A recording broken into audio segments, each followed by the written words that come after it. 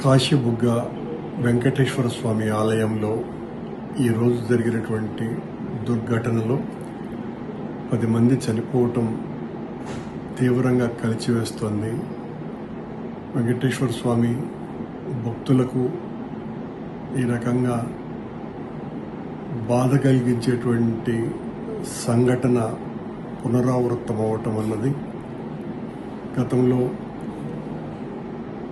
తిరుమల వైకుంఠ ఏకాదశి సందర్భంగా జరిగినటువంటి దుర్ఘటనలో 6 మంది చనిపోవటము, ఇప్పుడు 10 మంది చనిపోవటము, తొక్కిసలాటలో మరో 30 మందికి పైగా గాయపడ్డము చాలా బాధ కలిగించేటువంటి విషయం.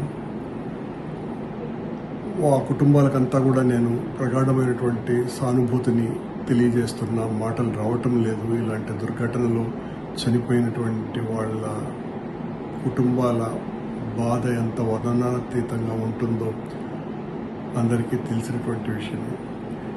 కానీ ఇలాంటి పర్వదినాలలో భక్తుల తాకిడి పెద్ద ఎత్తున ఉంటుందని తెలిసి కూడా ప్రభుత్వం బాధ్యతారాహిత్యంగా వ్యవహరించటం అన్నదే ఇక్కడ అన్నింటికంటే పెద్ద సమస్య. మొన్న తిరుమలలో, ఆ తరువాత సింహాచలంలో, మళ్ళీ ఈ రోజున కాశీబుగ్గలో ఈ 3 కూడా విష్ణుమూర్తి ఆలయాలే. పండుగల రోజున చాలా పెద్ద ఎత్తున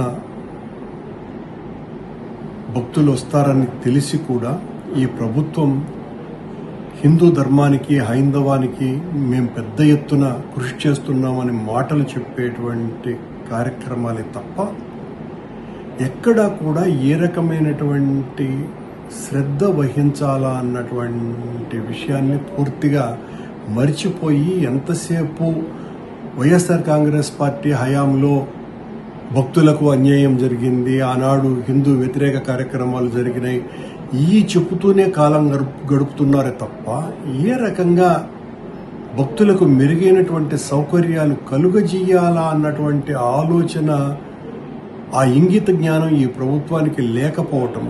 మరి మొన్న సింహాచలంలోనే, శ్రీకాకుళం పక్కన ఉన్నటువంటి విశాఖపట్నం జిల్లాలో సింహాచలంలో అంత పెద్ద దుర్ఘటన జరిగింది. అంతకుముందే ఒక 5-6 నెలల ముందు తిరుమలలో తొక్కిసలాటల్లో 6 మంది చనిపోయారు, దాదాపు 50 మంది గాయపడ్డారు. మళ్ళీ అలాంటి పునరావృతం కాకుండా చేయటానికి దాదాపు 20,000 మంది పైగా భక్తులు వస్తారు కాశీబుగ్గ దేవాలయంలో అని ప్రతి సంవత్సరము ఆనవాయితీగా వచ్చేటువంటి సాంప్రదాయం ఉన్నది కనుక మనం మరింత జాగ్రత్త ఎలా తీసుకోవాలా అన్నటువంటి విషయాన్ని మర్చిపోయి ఏ మాత్రము కూడా భక్తుల యోగక్షేమాలను గురించి పట్టించుకునేటువంటి స్థితిలో లేకుండా ఈ ప్రభుత్వం చేస్తున్నటువంటి వైఎస్ఆర్ కాంగ్రెస్ పార్టీ నాయకుల మీద, కార్యకర్తల మీద దాడికి తమ కాలాన్నంతా ఉపయోగపెడుతూ తద్వారా హిందూ ధర్మాన్ని ఏదో పెద్ద రక్షిస్తున్నాము అన్నటువంటి ఫోజులు కొడుతూ ఆచరణలో మెరుగైనటువంటి సౌకర్యాలు, వాళ్ల భద్రతకు సంబంధించి జాగ్రత్తలు తీసుకునే విషయంలో ఈ ప్రభుత్వం పూర్తిగా విఫలం చెందుతున్నది. ఈ రోజున ప్రజలందరూ కూడా అనుకుంటున్నారు, ఇంత దుర్ఘటనలు జరుగుతున్నాయి అంటే చంద్రబాబు గారి ప్రభుత్వం పట్ల భగవంతునికి కూడా కోపం ఉన్నది అన్నంతగా భక్తులు చెప్తున్నారంటే ఇప్పటికైనా బుద్ధి తెచ్చుకోవాలా చంద్రబాబు గారి ప్రభుత్వం.